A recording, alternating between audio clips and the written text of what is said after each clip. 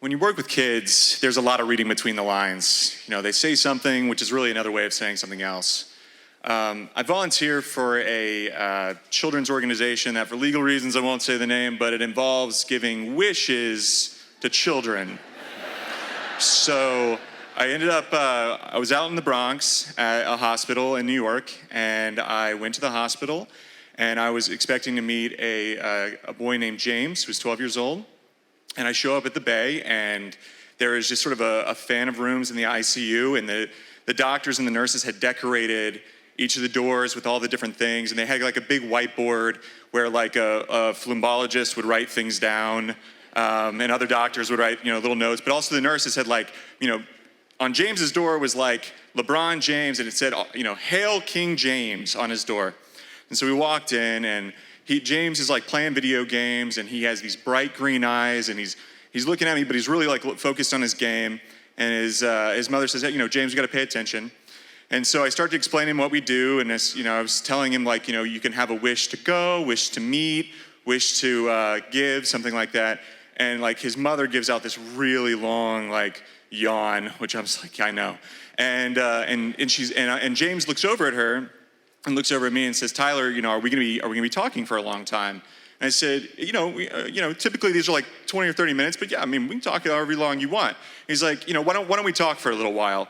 Which was another way of saying, like, I want to give my mom a break.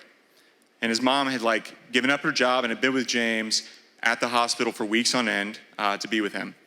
And so we started hanging out, we started talking, and he was like, do you want to play video games with me? And I said, sure, we're playing video games. I'm not a gamer, but we're playing video games, playing Call of Duty, and we're playing zombies, and one person's JFK, one person is Nixon, and you're kind of running around shooting zombies, and he's yelling at me like, grab the bazooka, Tyler, grab the bazooka, and I'm over here like, hey, do you want to go to Disney World for your wish, And we're like talking back and forth, and it's a lot, it's a lot of fun, and at a certain point he's like, you want to go live, like we can play our friends. I said, yeah, sure, man, we can go live, whatever. We're going live, we're getting just smoked. Like every round, we're just getting absolutely smoked. And at a certain point, he goes, Tyler, do you want to watch me play? Which was another way of saying, like, you're terrible, and you need to sit this one out.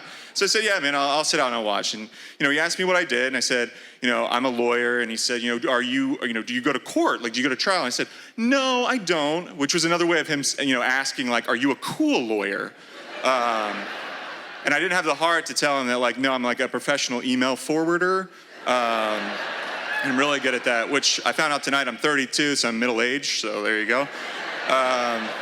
But anyway, so, we're doing that, we're like playing out. He's like, do you like what you do? And I said, well, it's fine, like whatever. But although if my boss is in the audience, I love what I do. I like very passionate about contracts. I love what I do. But yeah, he's like, you should really only like do something that you love, which was another way of saying like, you only have so much time. And so I asked him, I was like, James, like, you got a lot of like LeBron stuff in here. You got a basketball jersey. You got all this going on. Like, tell me about that. Like, what do you care about that? He's like, he started telling me all the things that like LeBron James does in his community. And like, I thought he was gonna be like, he dunks the basketball. It's awesome. But he was like, no, like LeBron James gives back to his community. He helps people. He like helps kids out or whatever. And he like really loved that.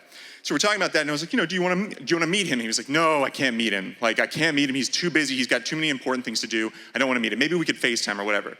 But you also said like I could give. And I said, yeah, you could give something. It's sort of like a more unique wish that people do. But he's like, there's a basketball court in my neighborhood that I'd love to like help out, maybe rebuild or something for my friends. And just then a couple nurses came in and they asked me to go out, and they were kind of, resetting the room and doing kind of a nurse change and explaining what was going on. So I asked the nurse, I was like, the Hail King James thing, the King James, like everybody's kind of in on it. What's going on there? And she said, like James is one of the sweetest kids in the area. Like when he's strong enough to walk around, he goes around to everyone in the ICU bay and he just talks to all the kids and gives them hope and like spends time with them if he can. And I said, that's pretty amazing for a kid, for anybody really. And so, they come back out, they say, James is ready, do you want to go back in? I go back in, and you can just tell in the time that I've been out there, like he's just drained. I said, hey man, I can come back if you need. No, Tyler, let's talk a little longer. And I said, okay. So we talked a little longer, and he said, I really think that maybe the building a basketball court could be like a really cool wish for me or whatever. And I said, okay, like, let's talk about it. Like, do you like to play basketball? Like, is that something that you really want to do or whatever? He's like, no, but like my friends do, and I really like watching them play. I was like, no, you're gonna get back out there. You're gonna get back out there. He's like, no, really, it's for my friends, which was another way of saying he knew the time that he had left. And eventually his mom came back, and we had probably another hour of conversation. I explained to them the next steps and what we were gonna do, and we talked about coming back and playing video games and all that kind of stuff.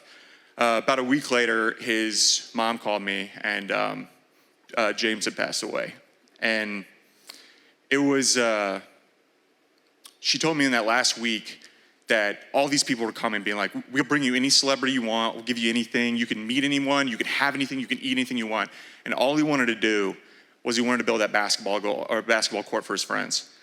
And I just was thinking, in that moment, like, he knew that like the time that he had left, and all these people wanted to give him something, and all he wanted to do to give back, which is to say, really, like, he is made with love, and he was a person that gives more than 99% of people do in any given life, which really is to say James was a king.